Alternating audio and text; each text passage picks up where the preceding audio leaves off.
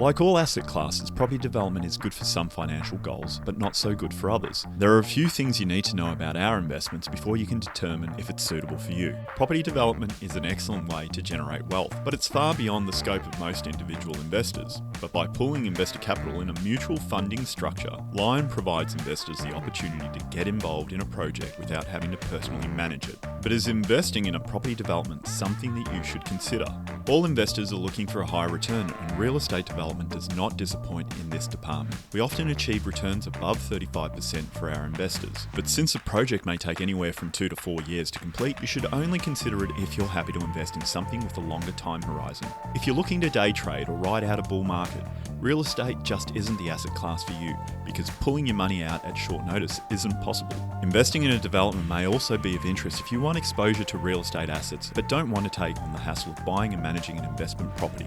Mutual funding structures like the one we use also open up developments to a much wider audience.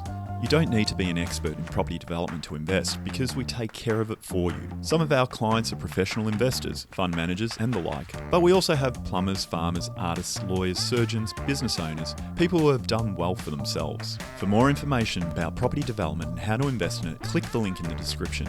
It'll help you make an informed decision about whether property development is right for you.